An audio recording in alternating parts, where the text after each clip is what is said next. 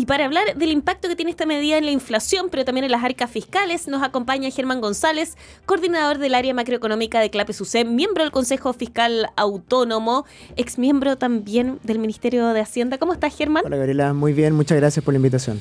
Germán, partamos con algo de contexto. El MEPCO fue creado para amortiguar los vaivenes del precio del petróleo, haciendo variable parte del impuesto, ¿no? Se recauda menos cuando el precio sube y se recauda más en términos relativos cuando el precio baja, ¿no? Pero entonces, si fue creado para hacer frente a las alzas drásticas, ¿por qué justamente se modifican los parámetros ahora en plena crisis del petróleo? Muy buena pregunta. Eso ocurre principalmente porque, como yo lo veo, hay una decisión del ministro de Hacienda de cambiar el enfoque que tiene el mecanismo, que, como tú bien dices, fue creado para atenuar el traspaso de las alzas de los precios internacionales. Pero una parte de la historia que falta ahí es que eso tiene un costo fiscal, ¿cierto? Hay una parte que se atenúa con menores ingresos, pero cuando ese espacio se acaba, la baja del componente variable del impuesto específico a los combustibles, el gobierno tiene que empezar a subsidiar. Y sabemos que ya en el caso del diésel se estaba subsidiando, es decir, se estaban entregando recursos. Por lo tanto, acá lo que dice el gobierno es que hay un argumento de política fiscal, porque esta estabilización tiene un costo, y hay una decisión del ministro de Hacienda de cambiar el enfoque y decir, mire, nos vamos a preocupar por la situación fiscal, que hay toda una historia respecto de cómo están las arcas fiscales, y vamos a privilegiar la situación fiscal por sobre la estabilización de precios. Hay un cambio de preferencia, eso es potestad del ministro de Hacienda, y lo que estamos viendo es que se está tomando esa decisión, que es económica y que también es política, respecto de cambiar el foco de la discusión, cambiar el mecanismo y, como digo, enfatizar el alto costo fiscal que tiene de acuerdo a la visión del ministro de Hacienda. ¿Se recauda menos o tiene un costo fiscal? ¿Cómo opera ahí, para entenderlo bien? Claro, lo que pasa es que inicialmente, digamos, el mecanismo funciona a través de una reducción del impuesto específico, del componente variable del impuesto específico. Pero eso tiene un límite. Cuando los precios siguen subiendo, ¿verdad?, como ha ocurrido en esta ocasión, estabilizar los precios no significa solamente menor recaudación, sino que también implica mayor gasto. O sea, para mantener la estabilización, una vez que uno hizo todo lo que pudo mediante rebaja del impuesto específico a los combustibles, lo que hay que hacer para mantener los precios estables o para atenuar las alzas es gastar más. O sea, esto tiene dos etapas. Una primera etapa es reducción del impuesto específico y una segunda etapa es aumento de gasto. ¿Y eso va con cargo al fondo específico? El MEPCO no es un fondo, eso creo que es importante señalar. Las parafinas sí tienen un fondo de recursos, ¿verdad? Sí. Que de hecho uno de los anuncios es que se va a ir a solicitar autorización para aumentar ese fondo. Pero el MEPCO no. En el fondo lo que hay que hacer en ese caso es de los ingresos generales de la nación conseguir los recursos o priorizar gastos respecto, eso significaría cortar otros gastos para poder destinarlos a subsidiar los combustibles en caso de ser necesario. Ya, clarísimo. Ahora, eres miembro del Consejo Fiscal Autónomo. Yo sé que por lo mismo también es bien acotado lo que puedes decir en materia de gasto fiscal. Como representante del Consejo no me puedo referir al tema. Lógico. Pero como coordinador macro, y porque también tuviste un paso por Hacienda, justamente como coordinador macro también, ¿cuánto cambia la situación de las arcas fiscales con este ajuste, con este aumento que van a tener las gasolinas? Bueno, ahí el ministro Quirós, lo que dijo es que el costo semanal de la estabilización de precios estaba siendo de $140 millones. Es una cifra importante, por cierto. Y por lo tanto, esto genera un alivio, ¿verdad? Una presión menos en un contexto de una situación fiscal estrecha, de hartas presiones de gasto. Y por lo tanto, si uno, digamos, quisiera dimensionar cuál es el impacto, bueno, son $140 millones semanales menos de presión sobre las finanzas públicas, recursos que se pueden destinar a otros fines. El ministro dio el ejemplo de las listas de espera de los pacientes con cáncer, por ejemplo, que se podrían financiar con esto, y así uno podría pensar en otros usos alternativos de estos recursos. Pero la magnitud, la dijo el ministro claramente, son $140 millones a la semana. Sí, lo pregunto para tener claro, porque cuando uno habla de estas cifras, muchas veces finalmente pierde la dimensión. Pero esto es significativo para la situación de las arcas fiscales y para hacer frente a esta situación delicada que están viviendo nuestras arcas fiscales? Una cifra significativa, especialmente si se va sumando en el tiempo, ¿cierto? O sea, efectivamente este es un costo importante. Es un costo que eventualmente se podría haber manejado de otra forma, pero como digo, esto obliga a priorizar. O sea, el ministro de Hacienda, el país cuando elige un gobierno, el gobierno pone a cargo de Hacienda un ministro que toma decisiones complejas.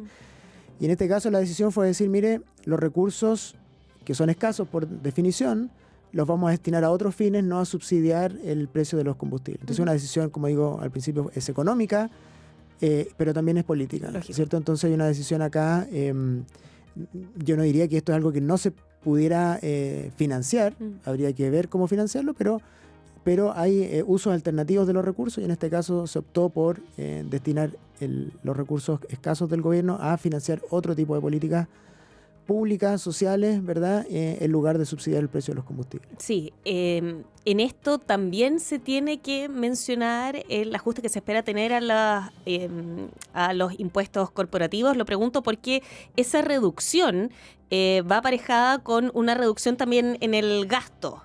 Sí. Y ahí entra la discusión justamente también del MEPCO. ¿Se tienen que tener esas dos conversaciones juntas o son temas separados? A ver, yo creo que son conceptualmente distintas en el sentido de que la discusión del MEPCO es una discusión de muy corto plazo, ¿verdad? Que tiene que ver con un conflicto inesperado en Medio Oriente, ¿verdad? Que generó un aumento bien importante en el precio de los combustibles y los anuncios respecto del MEPCO y de los combustibles son una respuesta más bien de corto plazo a una situación coyuntural. La discusión de ajuste de gasto y de cambios tributarios, a mi juicio, es una discusión más de largo plazo, o de mediano plazo, si tú quieres. Para los próximos 4 años, ¿cómo se van a equilibrar las cuentas fiscales? Ahora, como todo está puesto sobre la mesa al mismo tiempo, ¿verdad? Enreda un poco la discusión, porque como, digamos, se anunciaron medidas tributarias, se anunció el ajuste de gasto, y además está esto, es inevitable que al menos políticamente todos los elementos se mezclen en la discusión. Sí. Pero es bueno tener en cuenta que son, a mi juicio, temas al menos temporalmente distintos, con objetivos distintos, ¿cierto? Uno tiene que ver con hacer frente al aumento del precio del petróleo y el tipo de cambio, y otro tiene que ver, las otras medidas tienen que ver con cómo reordenar las cuentas fiscales y converger al equilibrio fiscal en los próximos 4 años. Sí, tú hablabas de los tiempos y a propósito de eso, en Chile los impuestos transitorios suelen convertirse también en impuestos permanentes. ¿Este ajuste también corre ese riesgo? A ver, yo pienso que hay algunos elementos de más bien de las medidas paliativas que se anunciaron ayer que podrían correr ese riesgo. Por ejemplo, sabemos que hay algunos rubros, algunos sectores de la economía que están exentos del impuesto específico a los combustibles y una de las medidas que se está anunciando es que transitoriamente esa exención o ese crédito tributario se va a eliminar. Digamos, especialmente para la maquinaria que no usa la autopista, porque el impuesto específico a los combustibles fue creado para financiar la construcción de autopistas y por lo tanto se aplica sobre todo a los vehículos que andan por esa autopista. Entonces toda la maquinaria de la minería, ¿cierto? La aeronave, el transporte marítimo está exento de este impuesto y una de las medidas que se está anunciando es que transitoriamente esa medida se va a revertir transitoriamente. Sí. Y bueno, efectivamente hay un riesgo de que esto sea permanente. Otro tipo, bueno, lo que va a ocurrir con el precio de los combustibles, yo pensaría que en la medida que los precios bajen, si es que este choque es transitorio, aunque hoy día estamos viendo noticias en la dirección opuesta, bueno, se debieran traspasar también a la baja esas bajas, ¿cierto? En la medida que se termine el conflicto, pero lo que estamos viendo es que esto está empeorando, al menos hoy día, ¿cierto? Esto es algo que hay que ir monitoreando día a día. Sí, bueno, y con la situación geopolítica como está, en realidad los cambios pueden venir de manera drástica también de una hora a otra. Así es. Mencionaba, Germán, el tema de la parafina y en las medidas anunciadas ayer se baja y se congela el valor de la parafina al que tenía en febrero y se mantiene congelado durante todo el otoño y el invierno con cargo al Fondo de Estabilización de la Parafina, el FEP, sí, del cual habíamos hablado. Ahora, para eso se necesita ampliar el dinero del FEP de los actuales $5 millones a $60 millones. ¿De dónde provienen esos recursos en general? Vienen de los ingresos generales de la nación, ¿cierto? El gobierno tiene ingresos que vienen por el lado de la recaudación de impuestos, los distintos tipos de impuestos, otros ingresos, y también el gobierno tiene en el marco de la ley de presupuesto espacio para endeudarse. Entonces, esas son las fuentes de financiamiento. También podría usar activos, ¿verdad? Esas son todas las fuentes de financiamiento que tiene el Estado. Entonces, lo que sí es que necesita una autorización legal, por eso va a haber un proyecto de ley que se tiene que discutir en el Congreso. Y una vez que se apruebe en el Congreso esta idea, el gobierno tiene que ver de dónde saca los recursos. O sea, uno típicamente lo que se dice es que con cargo a los recursos del Tesoro Público, y eso implica ingresos fiscales, activos, deuda, todos son fuentes de financiamiento válidos. Y ahí el gobierno tiene que ver la mejor forma de financiar ese aumento de gasto. Sí, tenemos entonces la inyección a ese fondo, tenemos cambios también tributarios que tú mencionabas, hay bonos también para taxis y colectivos, hay cambios también en el transporte público, es decir, medidas que también van a implicar gasto fiscal. Sí. De todas maneras, esto es más barato que dejar funcionando al MEPCO. A mí no me cabe duda que sí, como decíamos al principio, $140 millones semanales, que es lo que está costando la estabilización, es un monto grande y digamos, tendríamos que ver el informe financiero de las medidas que se van a presentar, pero no me cabe duda que es menos costoso que hacer funcionar el MEPCO como está funcionando hasta ahora. Estamos conversando con Germán González, coordinador del área macroeconómica de Clapes UC. Germán, vamos a los impactos. ¿Cuáles van a ser los sectores que van a absorber con más rapidez el aumento de los combustibles? ¿Cómo funciona esto tradicionalmente? Me imagino que el transporte, pero ¿qué otros efectos de segunda vuelta son los más rápidos? A ver, yo creo que es un buen concepto, efectos directos y efectos de segunda vuelta, porque uno tiene bastante claridad de cuánto pesan estos productos en el IPC.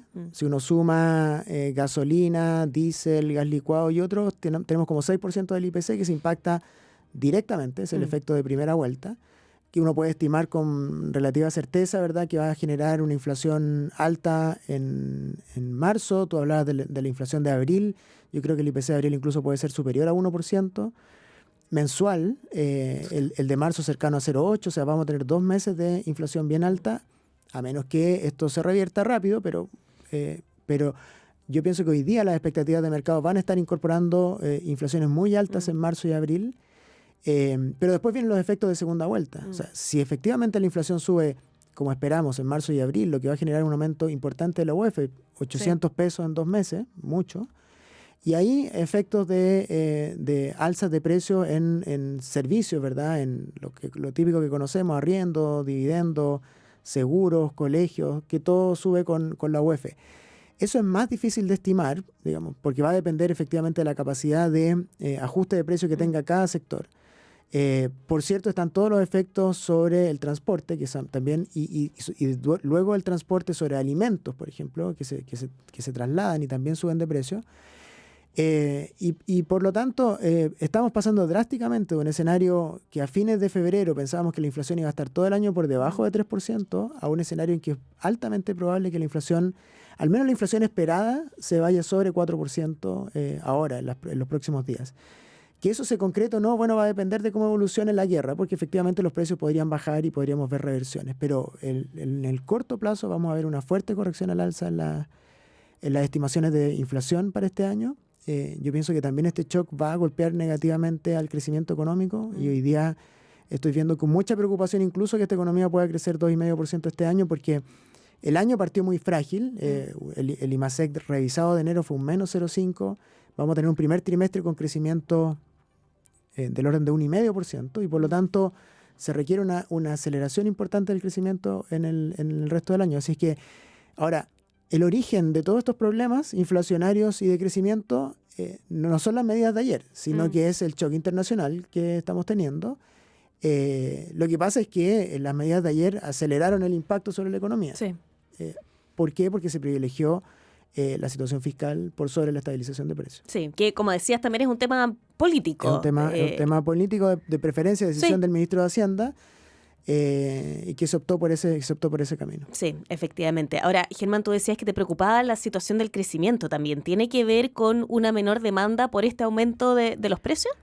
Sí, de todas maneras, porque lo que ocurre acá es que los precios que suben, ¿verdad?, de los combustibles y de los productos relacionados con los combustibles tienen muy pocos sustitutos. O sea, la gente va a tener que seguir andando en automóvil, las empresas de transporte van a tener que seguir transportando sus productos, o sea, se va a tener que pagar este mayor costo de transporte, y eso va a significar menor ingreso disponible para comprar otros bienes. Y por lo tanto, hay estimaciones de distintas entidades que muestran que efectivamente alzas de precios de combustible, especialmente si son permanentes. Yo quiero enfatizar eso, que es muy distinto si esto se acaba mañana. Si se acaba mañana, se acabó prácticamente el problema, los combustibles bajan, etcétera. Pero en la medida que este problema persiste, ¿y por qué cada vez nos preocupamos más? Porque esto partió el 28 de febrero, pensábamos que era corto, ya va a completar casi un mes, me refiero a la guerra afuera. Sí.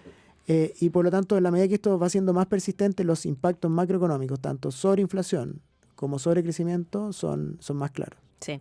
Ahora, el Banco Central va a tener un trabajo complicado en el mediano plazo, pero también en el corto plazo, porque finalmente el IPOM se presenta mañana. Sí. Las medidas fueron anunciadas ayer. Tú decías que los efectos del mediano plazo en realidad no son solamente responsabilidad de los anuncios que se realizaron hace un par de horas, pero de todas maneras va a tener que meter esto en la juguera, ¿o no? A ver, en la decisión de política monetaria de hoy, esto obviamente va a ser un antecedente, ¿verdad? Porque obviamente está la noticia reciente, pero yo pienso que el informe de política monetaria no va a incorporar esto, porque el informe tiene un cierre estadístico anterior. Sí. Y por lo tanto lo que deberíamos esperar para mañana es que el informe de política monetaria no considere el aumento de las gasolinas anunciado ayer.